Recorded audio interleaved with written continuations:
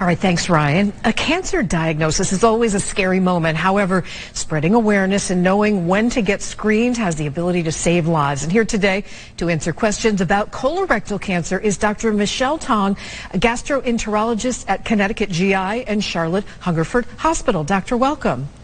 Thank you very much for having me. Great to have you. So what is the difference between colon and rectal cancer? So colon and rectal cancer refer to the anatomic location where the tumor arises. The final 12 centimeters of the colon is considered the rectum. We differentiate between colon and rectal cancer because the treatment strategies differ. But the method of detection of colon or rectal cancer is the same, which is via colonoscopy. All right, where is colon cancer usually located? So the left side of the colon and the rectum are the most common locations for colorectal cancer, and these can be thought of as the quote-unquote lower half of the colon, accounting for about 70% of colorectal cancer cases. And a colonoscopy will evaluate that location as well as the entire colon, screen for polyps or other findings throughout both the left and right side of the colon. All right, tell us, what is a polyp?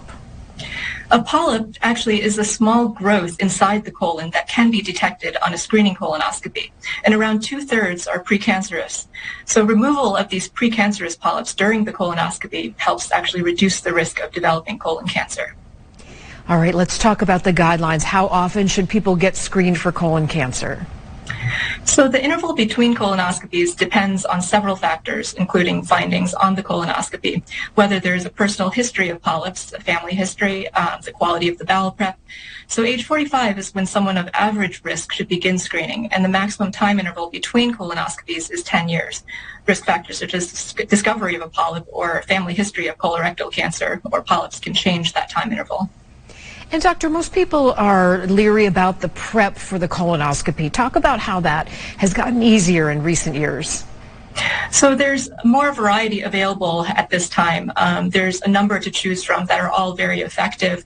Majority are liquid-based preps, but in the past year, there's also a tablet-based prep that has come out that is also very effective.